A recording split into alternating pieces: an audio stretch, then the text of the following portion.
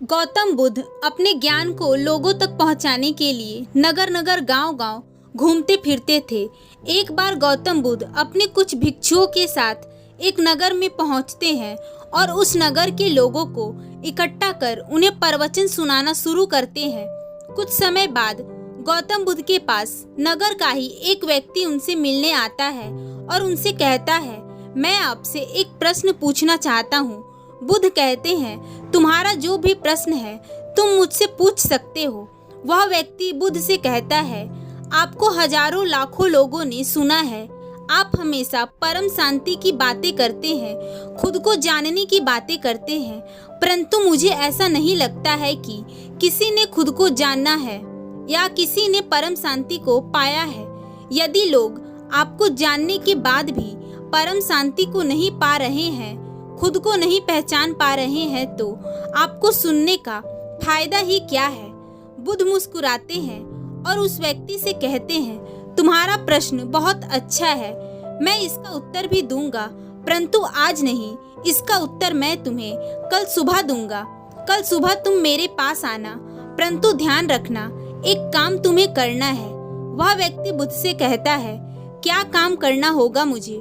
बुद्ध कहते हैं, मेरे पास आने से पहले इस पूरे नगर में घूमकर एक एक व्यक्ति से यह पूछ लेना कि कितने लोग परम शांति को चाहते हैं और खुद को जानना चाहते हैं। बस उनसे उनकी इच्छाएं जान लेना।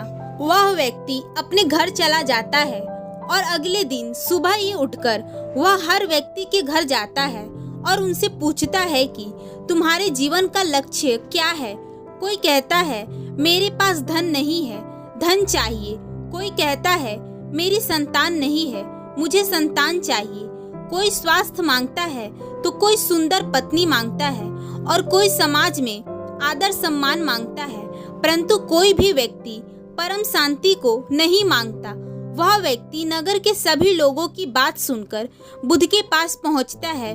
फिर बुद्ध उस व्यक्ति से कहते हैं, पूछा तुमने सभी लोगों से कि वे क्या चाहते हैं? वह व्यक्ति बुद्ध से कहता है, हाँ बुद्ध, मैंने सभी लोगों से पूछा, परंतु कोई भी परम शांति को पाना चाहता ही नहीं है, खुद को जानना चाहता ही नहीं है।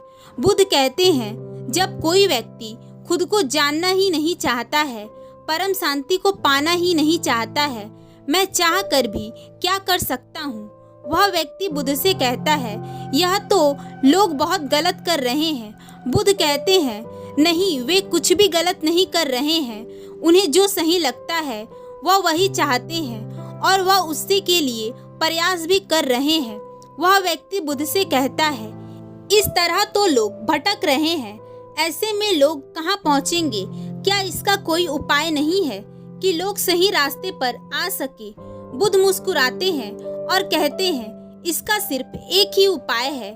अगर तुम समझ गए हो कि सही रास्ता क्या है तो तुम उस सही रास्ते पर चलो।